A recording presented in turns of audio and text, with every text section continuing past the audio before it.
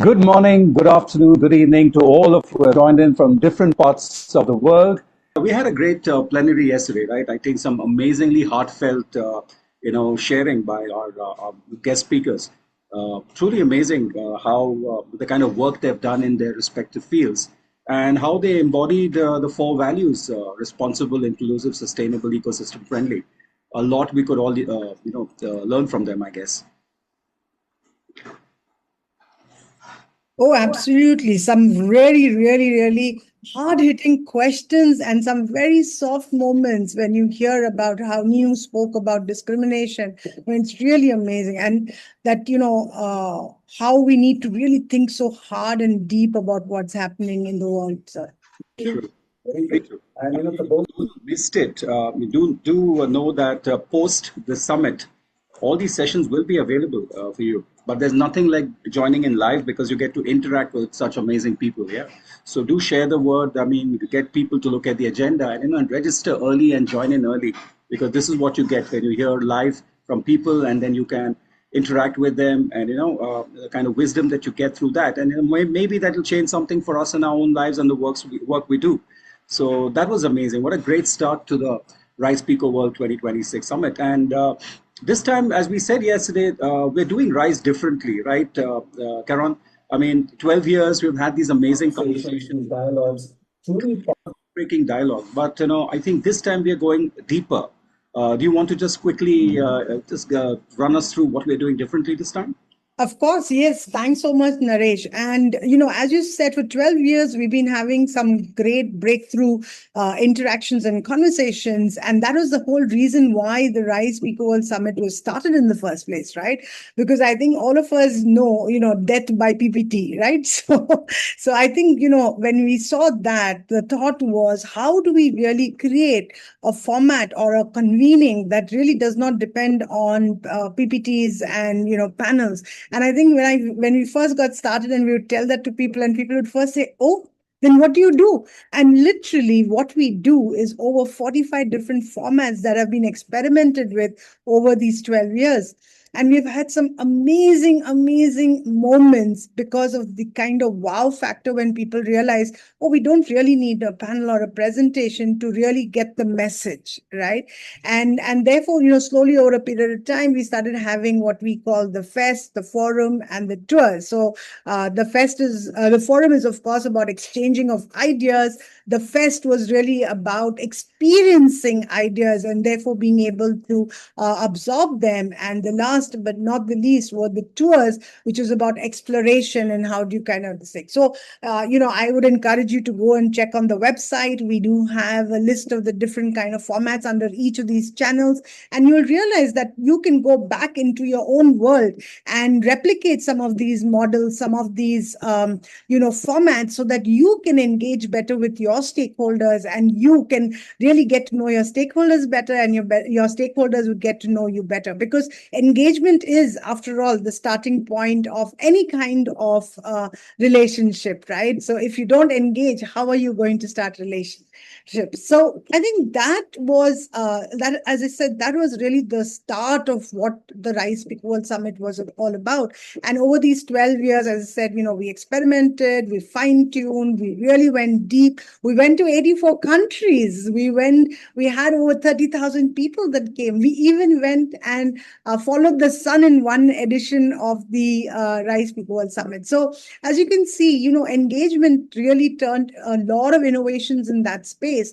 But after 12 years, with anything, the law of economics tells you that, after a point in time, you get diminishing returns, right? That means your returns will be there, maybe, but not as much as when you first get started. And so we also started realizing that, after maybe the decade, when we finished 10 years, we started feeling that, okay, you know what, we are doing the same thing now. We're not really doing too much of new things. We're doing the same thing over and over again. So what do we do differently? How do we do things differently? Where is the need? Where is the problem in the sector that we should now start pinning our work on? And I think that's the process that started once we finished the 10th edition and started to look around and said, we believe in collaboration, and that's the reason why we want these breakthrough interactions. So how do we enable more of the collaboration?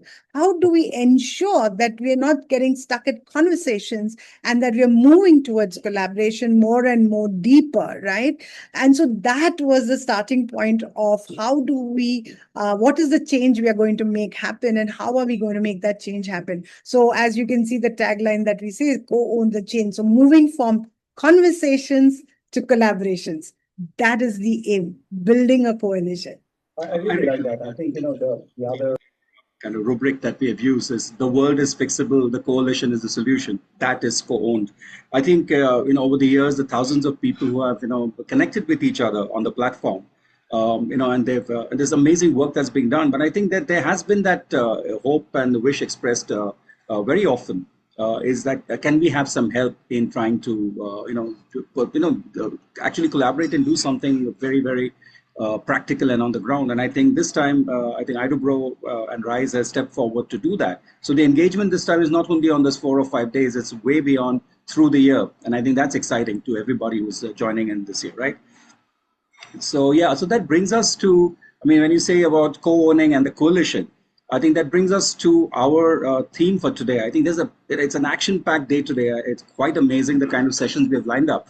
So just to remind our attendees out here, our partners out here, well, today is about partnership. So the thematic plenary that you're attending right now is about the theme today. That's the partners stewards of resources.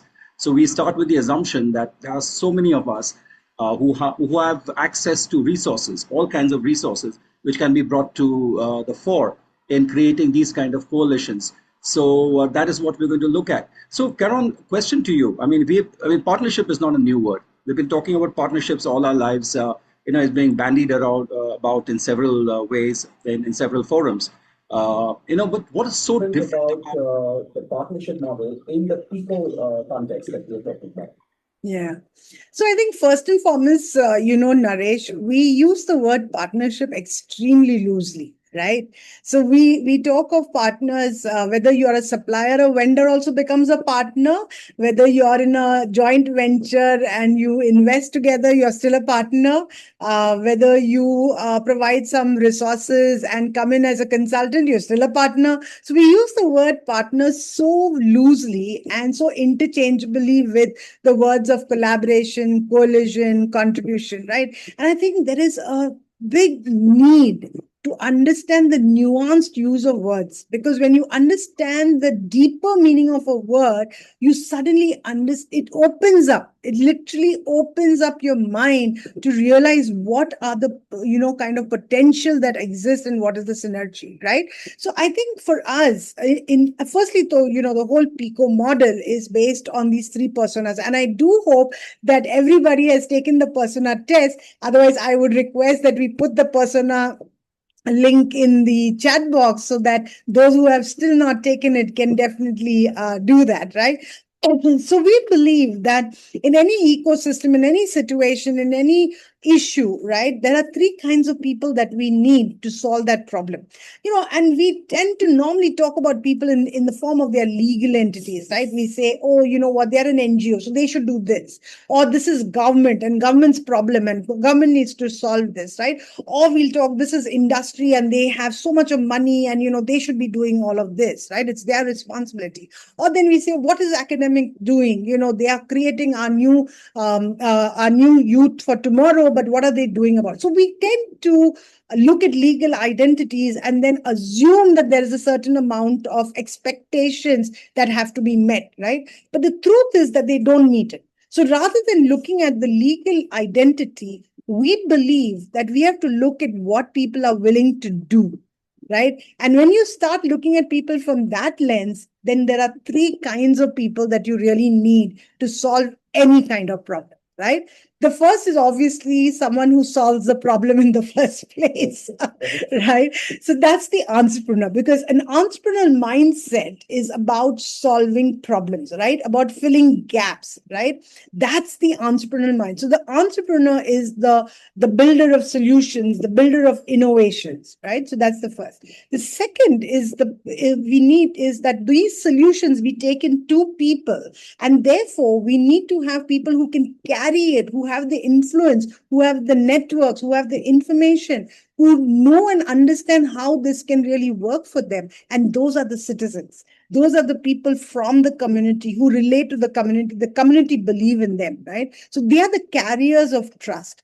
And last but not the least, when you start scaling, when you really want now this, because you have a proof of concept, you want to really scale it up, that's when you really need the resources to scale, and therefore you need to have the partners. So for us, partnership is really about giving your resources to others to use, to give it to others. I'm repeating that line because it's so important, right? It's not about what's in it for me, but to say, can you use this more effectively than I can? Right? So I'm a steward of the resources that I've been able to accumulate in my lifetime, and then give it for the greater good, for the common need that exists out there. So the partners is really about the stewards of resources that helps to build solutions for others, right? So that's really what a partner is in the PECO persona.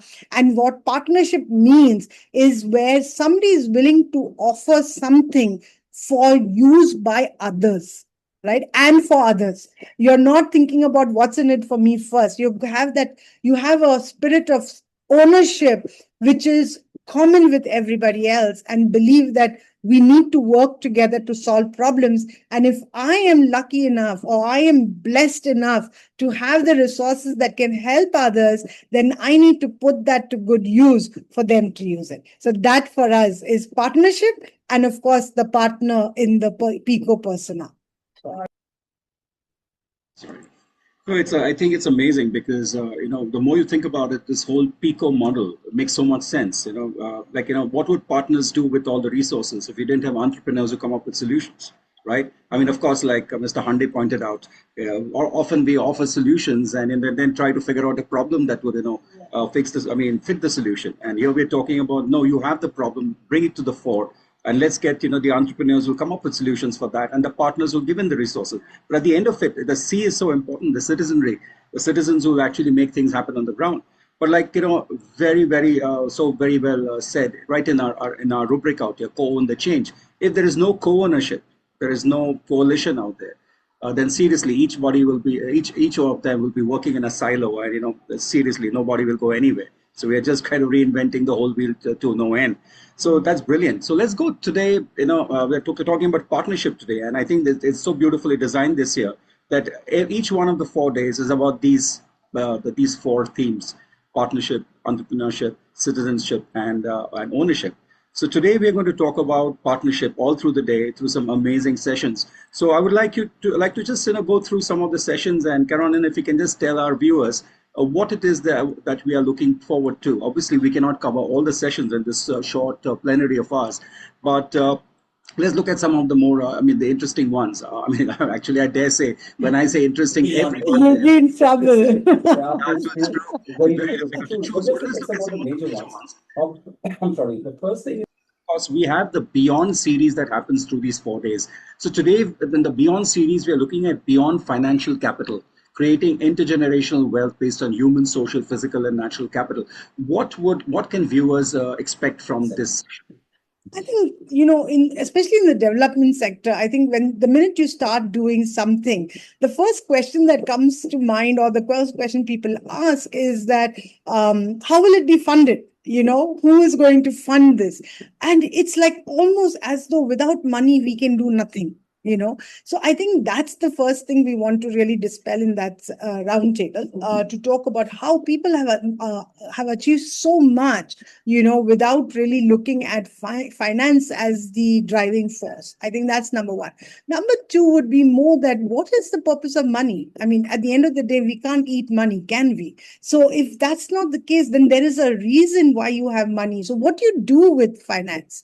How is financial capital really being deployed so that we can build other forms of capital? So I think that at the base is really what. I'm not going to talk more than that, because I definitely hope that our listeners, our speakers, and our partners who are here will definitely join us to learn more about that. Yeah, absolutely. I think very important session because trying to look at resources beyond money. Yes. And once we start looking around the kind of resources available to us will be can surprise us. We're also talking about the gaps in the cheaper models, government, industry, civil society, academia. You've had a kind of an understanding that all these agencies need to work together. But what are the gaps? I think that's what we're looking at in our next session. Absolutely, absolutely. I just want to maybe quickly add over here that we have the Beyond series, right? So every day there's a Beyond roundtable. So today is about financial, and then you have the other three the next 3 days. So I would say that please join, because this Beyond series is really to push all of us to think beyond, to think deeper, right? To think really seriously about things that we don't really tend to question. So just a quick invitation over here for the Beyond series. But yes, you're right. The JICA roundtable is really to explore that in a PPP model. When you have private public partnerships, how do you really manage the gaps? How do you make sure that you can surmount those obstacles to these kind of partnerships? So yes, that is definitely. And the following roundtable, in fact, kind of builds on that, because it talks about complexity thinking and how does that help partnerships. So I think we tend to think of partnerships as something that needs to be structured, managed, put down like very clear terms and conditions and an agreement and all of that. But honestly, real partnerships, especially in complex situations, evolve, right? Emerge over a period of time. So that's the best kind of partnerships, where you may not be completely clear about how you're going to partner, but you definitely want to partner together. You co-own that issue, so you want to come together and do something. And I think that's the best kind of partnerships that evolve over a period of time. And that's what that particular roundtable is going to be about. Yeah. Very true. I think partnerships, like any partnership in life, I guess, it's like an evolving life being, And I think, this workshop is definitely a roundtable, going to think about, get us to think about how we can move from like I say, the myth of the lone heroic leader. There's a model of the collective leadership. And I think we have one more session on that, which I won't elaborate on, where we have the recipe of ecosystem building and partnership facilitation. Yes. We've got a very interesting personality coming on board, and who actually has demonstrated how partnerships need to be formed and nurtured over the years to really create the impact that he's managed to do. I think that's exciting.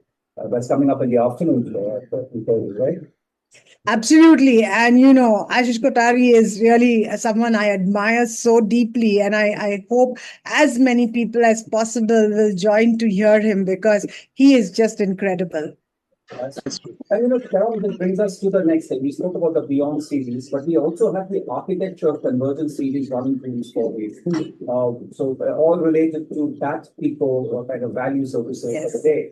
So what is the Architecture of Convergence series, first of all? And what are we looking at today in this? Absolutely. Yeah.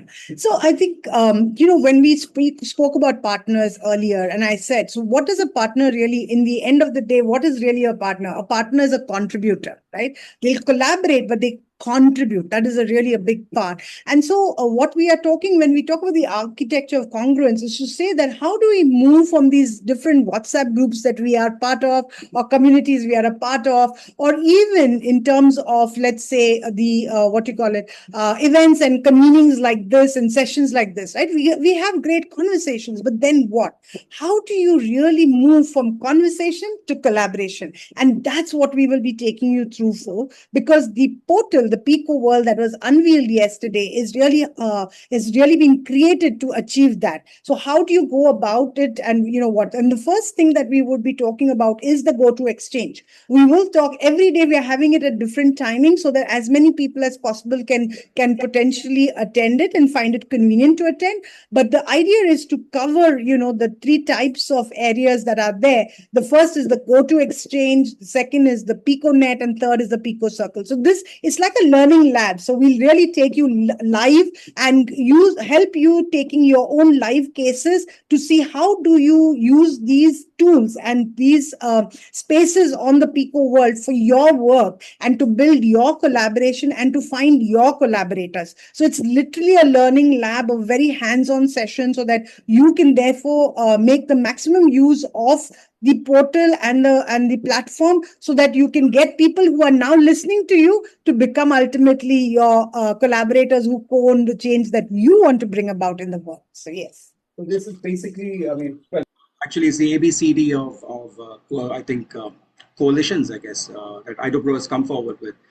Very simple. I think people are already on the A in terms of signing up and joining the platform. And the BCD is where today I think they'll get a very good idea about how you can actually make it happen practically. Because like we said at the beginning, we don't want RISE to end on the 5th of June 2026. I think RISE will go on and take deeper root in the months to come. And when we meet for the 14th RISE, we'll have tons of success stories to share based on what's the outcomes of this RISE. Right. And the final session for the day is something I think which is very close to your heart, the Koru toolkit. I remember joking about this a couple of sessions ago, where I thought Karon should change her name to Korun or something or the other, because she's so passionate about it. So tell us something about it, because of course on that in the session itself. Yeah. Yes, thank you, Naresh. Yes, I do remember that. It was 2 years ago at the RISE Summit when we launched the Koru Toolkit, and you did mention that to me. But yeah, yes, no, those of you who have seen me on LinkedIn, have followed me on LinkedIn, would have seen that for New Year, everybody says Happy New Year. We wish you success, prosperity, growth, and whatever, right? We do that all the time. And I say that a Koru New Year to you. Yeah. Why do I do that? I do that because Koru means all of that. So imagine if one word says all of it in just one word, why would I use 10 different words, right? So Koru is really about new beginnings, success, peace, prosperity, right? So I think that's how we took that as the brand name for the toolkit, because we truly believe that we need new kinds of tools, models, frameworks that will change our world to make it a more happy world, make it a more peaceful world, make it a more purposeful world. So I think that's really the reason we did this. And of course, Koru has more meanings to it, but I'll stop here, because one of the, or maybe I'll just add one last line. The second part of the Koru meaning. So the Koru has two ferns, one that opens out this way and one that goes back in. And the one that obviously goes up is for the growth, but the one that goes inwards is about staying rooted, right? Going back to your traditions, staying rooted. And, there's a beautiful book that talks by Helena Norberg that says ancient futures.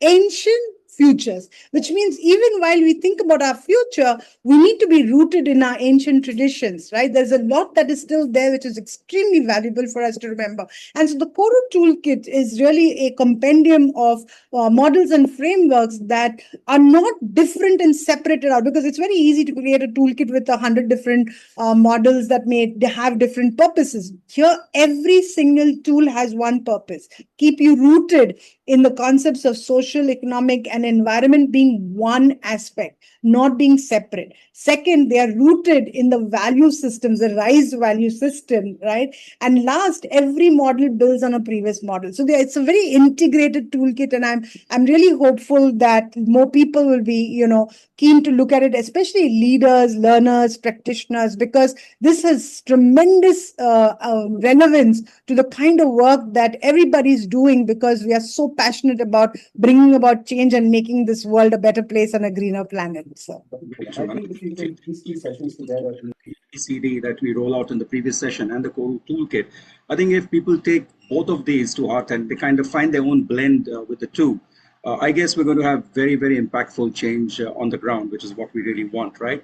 So as we say, I mean, this is your platform, as we have said, and very simple. In this context, if you have the expertise, lend it. If you have the time, spend it.